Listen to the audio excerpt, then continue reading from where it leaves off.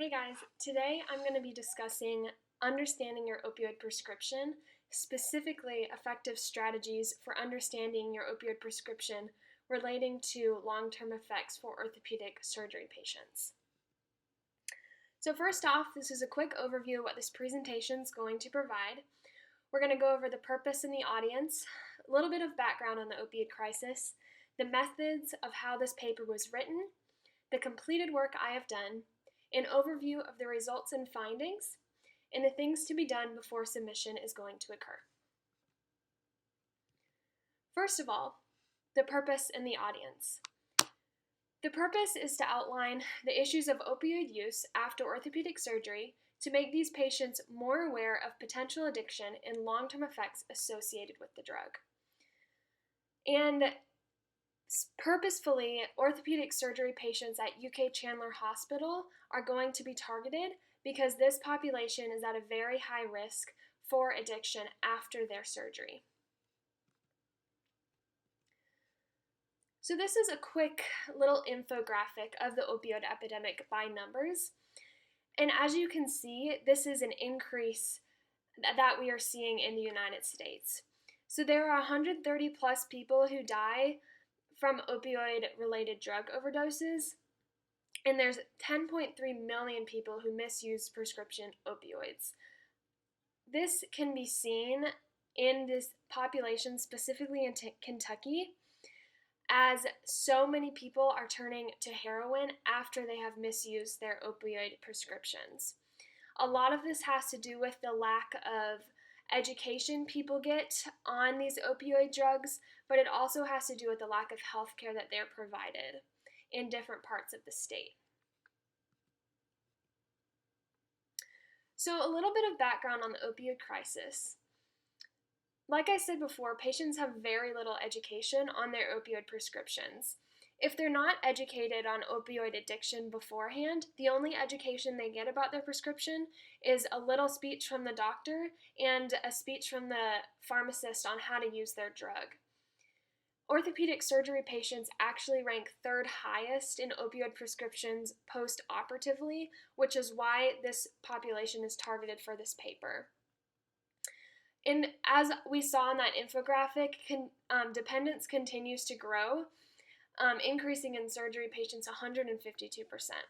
And so, since we're not seeing a change in the amount of opioid drugs that are being prescribed, I think it is very important that we educate these patients so that they can make a choice that's best for them and speak to their physician before they take these drugs and potentially go down a path of addiction that is very hard to get out of.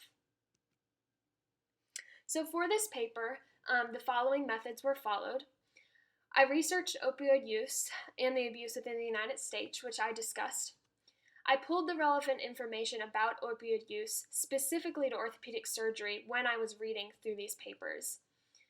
I subsectioned the report into post-operative opioid users and pre-operative non-opioid users. I did this because I saw that the addiction potential for opioid users prior to surgery and non-opioid users prior to surgery was very different, and in order to meet my audience needs, there needed to be two subsections of the paper. I identified necessary pharmaceutical information related to different opioid use with scientific studies. So within these scientific studies, I made sure that appropriate information was pulled so the audience wasn't too overwhelmed, but could also understand the addiction potential and the mechanism behind the opioid drugs. And then I compiled all this information into an information report specifically to orthopedic surgery patients prior to surgery. So far, I've completed all the research for my project. I'm very confident about the background information I have provided, and I think the patients will find this information very helpful when they're trying to get a better understanding of why they should be warned about their opioid drug prescription. I'm also confident about my suggestions and findings. I feel that my suggestions and findings relate to the two different patient populations that I talked about very well. These patients can go specifically to the category they fall into to make sure that their needs are met. I also feel like my discussion is very complete and offers a patient the good understanding of alternatives and what to watch for when taking an opioid drug. So just a quick overview. I found that preoperative opioid users differ in addiction potential compared to naive users, which is why I split the paper into two different populations. A patient's perception of pain relief prior to surgery actually greatly affects their chances of misusing their opioid prescription. So this is something I actually found within my research that I thought was important to provide in the paper. If a patient goes into surgery expecting there to be no pain, they're going to be much more likely to use their opioid drug. But if they're counseled into understanding that they will feel some pain, but that pain is only temporary, they're going to be less likely to use that opioid drug and potentially not get addicted down the line. I also found that there's a lot of alternatives that patients can use in order to not use opioid drugs. NSAIDs, for example, like down here in the corner, I have Motrin, Advil, and Aleve. Those are all non-addictive drugs that patients can use as an alternative for their opioid drug. Corticosteroids is also an option, and this can be given prior to surgery to relax those pain receptors so that they're not as likely to be in severe pain after their operation. And then a TINS unit is something that can be used for a patient in specific locations of pain to try and numb that. Ideally, all three of these would be used in combination in order for the patient to avoid opioid drug prescription altogether.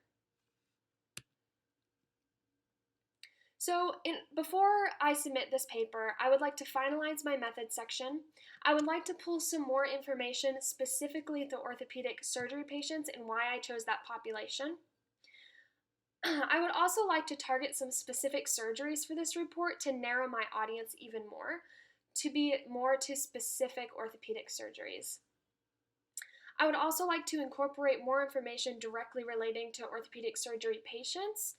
So right now, this report could be used for all different types of opioid prescription users, but if I could narrow it down to orthopedic surgery patients specifically, I think my audience would benefit. I need to also look into the organization of my report. I talked about some subheadings, but in order to execute that successfully, I'm going to go back through and make sure the information provided in all of my sections is appropriate. And before submission, I'm going to read and edit my final report and potentially submit it to the Writing Center to make sure it's the best it can be before final submission. Here's my works cited. Thank you so much for listening. I hope you enjoyed this report, and I hope you have learned something about opioid addiction prior to surgery. Thank you.